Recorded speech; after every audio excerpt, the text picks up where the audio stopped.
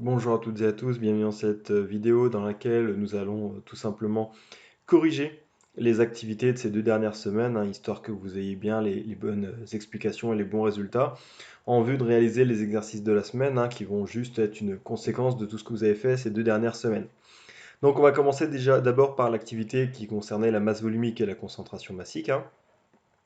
Alors, en première question, donc, on vous demandait, rappelez la définition d'un soluté et d'un solvant. Donc la solution, hein, voilà, la réponse, vous l'avez là. Un soluté, donc c'est un solide dissous dans un liquide, le solvant, afin d'obtenir un mélange homogène, la solution.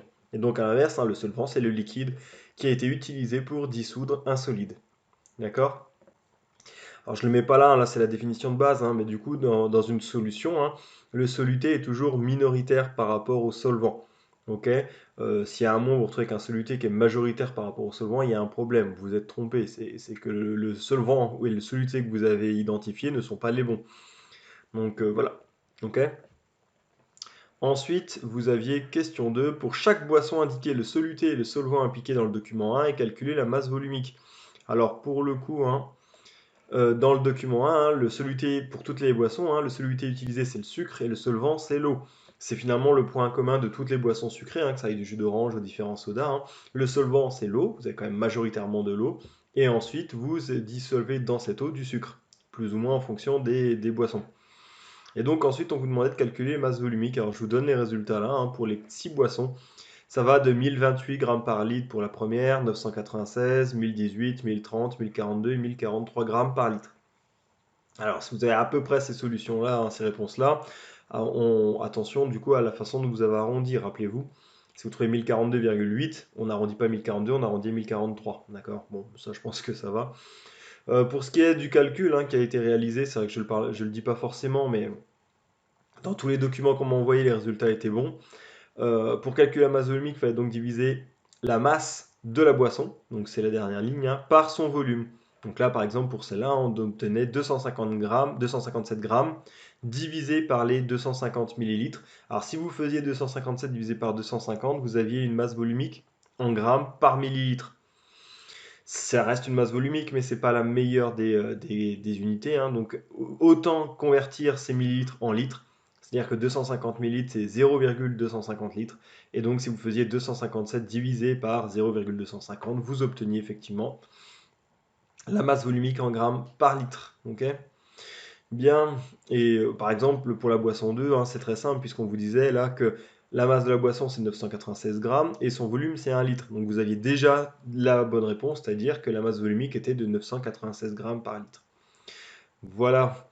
Pour la question 3, on vous demande donc de calculer cette fois-ci la concentration en masse de sucre dans chaque boisson.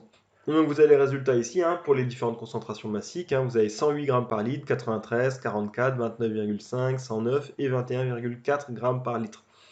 Pour faire ce calcul, donc, hein, il fallait prendre la masse cette fois-ci de sucre qui était dissous dans chaque boisson divisé par le volume de la boisson. Et donc vous trouviez ces résultats-là. Pareil en veillant aux unités, hein, toujours. Et donc déterminer la grandeur qui permet de classer les différentes boissons, présenter la moins sucrée à la plus sucrée, hein. Bon, ben là pour le coup, la masse volumique c'est absolument rien. C'est bien la concentration en masse de sucre qui permet de classer les boissons de la plus sucrée à la moins sucrée. D'accord? Ça permet aussi des fois de faire attention dans les magasins, hein. Vous avez des fois si vous regardez les quantités de sucre derrière, hein, c'est pour ça, si vous voulez, que quand vous regardez maintenant, si vous en avez une à la maison, vous pouvez regarder, vous avez toujours la masse de sucre qu'il y a dans cette canette. Ils sont maintenant obligés en fait de vous donner la masse de sucre qu'il y a pour 1 litre, pour 10 millilitres, pour 100 millilitres. Ça dépend en fait des produits achetés, hein. Mais en fait, pour un type de produit donné, comme par exemple le soda, toutes les canettes ont cette référence. C'est-à-dire, c'est écrit en général, voilà, pour 100 grammes du produit, hein, combien de grammes il y a en sucre. Ça permet de comparer les boissons entre elles, parce que des fois, vous pouvez avoir l'impression qu'il y a moins de sucre dans une boisson, mais en fait, le truc, c'est qu'il y a moins de sucre parce que le volume est plus petit. Mais ramené au même volume, en fait, cette boisson est beaucoup plus sucrée qu'une autre. Donc c'est pour ça que maintenant, ils sont obligés de préciser à chaque fois quelle est la masse de sucre par rapport à une référence qui est commune à tous les autres produits qui proposent le même genre de produit, quoi. Donc voilà, voilà pour ça. Vous aviez deux exercices à faire. sur la dilution et la dissolution. Donc on va commencer par la dissolution, hein. On vous disait que pour détartrer une cafetière, on prépare 0,50 litres de solution de concentration en masse d'acide citrique. Tac. Calculez la masse d'acide citrique à dissoudre. Donc pour calculer cette masse à dissoudre, hein, il suffit de prendre M égale Cm, donc la concentration massique, fois le volume, hein. Pour rappel, la concentration massique Cm, c'est égal à M divisé par V. Donc M est égal à Cm fois V, hein. On vous dit qu'on cherche une concentration massique de 19 grammes par litre pour un volume de 0,50 litres, et donc vous trouvez 9,5 grammes. Les calculs vont commencer à devenir un petit peu compliqués au fur et à mesure des années, là, surtout pour les scientifiques. N'hésitez pas, si vous êtes fragile là-dessus, si vous avez peur de vous gourer dans les unités ou d'oublier des conversions, n'hésitez pas à tout simplement préciser les unités dans votre calcul. Vous allez voir que vous allez vous en sortir beaucoup plus facilement. Le 19, n'hésitez pas à préciser que c'est un gramme par litre et que votre 0,50 là, ce sont des litres. D'accord? Si à un moment vous me faites un calcul où c'est écrit 19 grammes par litre fois 500 millilitres, vous allez tout de suite vous rendre compte qu'il y a un problème. Votre masse volumique, votre concentration masse est en grammes par litre, alors que votre volume est en millilitres. Donc ça ne peut pas marcher. Donc voilà, ça permet aussi de simplifier. Et puis en plus, vous voyez, c'est grammes divisé par litre fois litre. Les litres s'annulent, effectivement, vous trouvez des grammes. Ça aussi, ce qu'on appelle l'analyse d'unité, hein, c'est quelque chose que vous allez devoir apprendre, vous allez devoir maîtriser. Et franchement, quand vous allez comprendre ça, je vous jure que ça va vous changer la vie. Vous n'aurez plus besoin d'apprendre les formules, les calculs. En moment, on vous dira, calcule-moi cette masse volumique, même si vous ne vous rappelez plus de la formule, parce que croyez-moi qu'à un moment, vous en aurez beaucoup. Bon, ben, la masse volumique, son unité, c'est des grammes par litre. La formule est déjà dans l'unité. Grammes par litre, masse divisée par volume. Bon, bref, voilà.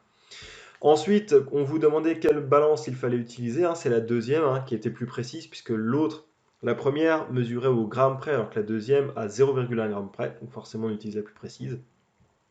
Puisqu'on a besoin de peser 9,5 grammes, hein. Au gramme près, ça sert à que dalle, hein. Si la balance, tout ce qu'elle sait nous afficher, c'est 8, 9, 10, 11, bah, vous avez besoin de 2,5, donc il va y avoir un problème. Et donc, avec cette balance, comme vous savez que vous êtes précis à 0,1 g près, ça c'est une notion qu'on va commencer à aborder avec vous, qui n'est pas forcément évidente. Comme votre balance est précise au 0,1 g près, ça ne sert à rien de chercher à avoir 9,5 pile poil, dans la mesure où de toute manière, votre balance a une incertitude de 0,1 g. Donc à partir du moment où votre balance affichera 9,4, entre 9,4 et 9,6, techniquement, vous êtes dans la fourchette de précision de la balance. Ok? Si vous avez 9,5, tant mieux, hein, mais si à un moment elle vous affiche 9,4, techniquement, vu qu'elle est incertaine à 0,1 g, ça peut effectivement très bien vouloir dire que vous avez 9,5. On est d'accord que ça peut aussi vouloir dire que vous avez 9,3. Mais ça, vous verrez que c'est quelque chose qu'on prend en compte en chimie, hein, l'incertitude des mesures, à un niveau même très poussé. D'accord? Alors, concernant l'exercice sur la dilution, on vous dit qu'on veut préparer une ampoule, hein, de 10 ml contenant une solution de concentration en masse, donc de vitamine B5. Ok? Maintenant, on veut la diluer, cette solution, 20 fois. Calculez déjà le volume final. Bon, c'est simple, hein, vous avez une solution, elle fait 10 ml. Vous avez besoin de la diluer 20 fois, c'est-à-dire que votre volume final sera 20 fois plus grand. Donc le volume final, c'est juste 20 fois 10 ml, donc 200 ml. Ensuite, je vous demande de rédiger le protocole expérimental. Donc ensuite, je vous demande de rédiger le protocole expérimental. Bon, je vous l'écris là vite fait, hein. Vu que vous voulez obtenir 200 ml, il vous faut donc une fiole de jaugée de 200 ml. Vous versez cette solution dans la fiole. Vous nettoyez le premier récipient avec un peu d'eau distillée et vous versez ensuite dans la fiole, hein. Si vous utilisez un entonnoir, vous nettoyez aussi l'entonnoir ainsi que le col de la fiole. Vous remplissez à l'eau distillée jusqu'à la moitié de la fiole, vous bouchez, vous mélangez, et une fois que c'est fait, cette fois-ci, vous pouvez mettre l'eau jusqu'au trait de jauge et vous remélangez. Voilà. Ok? Donc ça, c'est pareil, c'est typiquement un protocole que vous avez, si jamais vous revenez, on le fait à mort, ça. En classe, je vous entraîne là-dessus, hein. Parce qu'encore une fois, au bac, si vous faites une mauvaise dissolution ou une mauvaise dilution, c'est mort. Ensuite, on vous dit quelle est la concentration en masse en vitamine B5 dans la solution finale. Eh bien, vous avez une concentration en masse de 3,3 fois 10 puissance moins 3 grammes par litre, hein. On vous dit qu'on l'a dilué 20 fois, donc la concentration finale est 20 fois plus faible. Donc, voilà le calcul, hein. Vous vous trouvez avec la concentration initiale divisée par 20, ce qui vous donne 1,65 fois 10 puissance moins 4 grammes par litre. Et ensuite, on vous dit quelle est la masse de vitamine B5 dans cette solution. Là, deux choses l'une. Soit la masse n'a pas changé pendant la dilution, hein. D'accord? Vous aviez une certaine masse d'abord, vous n'en avez pas perdu en cours de route, donc vous pouvez très bien utiliser les infos du début de l'exercice ou, ou les données que vous avez eues à la fin. Si vous prenez les données du début, ben, la masse est égale à cette concentration massique là fois le petit volume là. Si vous prenez les informations de fin, vous devez prendre le volume final et la concentration finale. Dans tous les cas, moi j'ai choisi de prendre les données du début de l'exercice, c'est-à-dire qu'on sait que la concentration massique est de 3,3 fois 10 puissance moins 3 grammes par litre. On sait qu'on en avait 10 millilitres, et donc ça nous donne une masse de 3,3 fois 10 puissance moins 5 grammes. Maintenant, les 2 dernières semaines, vous avez appris des techniques qui vont être appliquées cette semaine. La première semaine, je vous ai introduit cette notion de concentration en masse et de masse volumique. Cette semaine, vous avez appris la dilution et la dissolution. Maintenant, vous allez voir cette semaine des techniques qui permettent de caractériser précisément des solutions dont vous n'avez aucune idée de ce qu'elles contiennent. D'accord? Rappelez-vous que vous avez déjà un certain nombre de techniques qu'on a vues, certains tests chimiques qui permettent d'identifier la présence d'ions. Vous pouvez mesurer sa masse volumique, vous pouvez mesurer sa température de changement d'état, vous avez un certain nombre de choses. Là, cette fois-ci, on parle de caractériser un mélange. Donc déjà, le changement d'état ne sert à rien puisque pendant un mélange, vous n'avez plus ce plateau qui est caractéristique. Et là, le but est de savoir quelle quantité de produit il y a dans ce mélange, afin de savoir si cette solution va vous tuer, vous guérir, va rien faire du tout. Voilà, il y a quand même tout un tas de choses qui se jouent derrière. Ce sont les dosages qui, par exemple, sont faits quand on vous analysez du sang, par exemple, quand vous donnez du sang pour une analyse, de l'urine, quand il y a des analyses d'eau qui sont faites quotidiennement pour voir si l'eau est potable, ce sont ces techniques-là qui sont utilisées. Donc là, cette semaine, vous allez voir en fait 2 techniques qui permettent d'identifier avec plutôt une certaine précision quelle concentration en masse d'un certain produit il y a dedans. Alors, je vous les détaille très brièvement, mais je vais vous envoyer le détail de l'activité que vous avez à faire. La première, on l'appelle le dosage par échelle de teinte. Donc dosage, il y a cette notion de doser, ça veut dire que on va essayer d'identifier, de mesurer le plus précisément possible une quantité. Par échelle de teinte, on l'utilise en fait quand vous avez une solution qui est colorée. Je vous mets une image vite fait sur le côté. D'habitude, on fait ça avec les colorants, le bleu, vous avez des colorants bleus qui sont utilisés par exemple pour colorer les bonbons, les schtroumpfs, tout ça.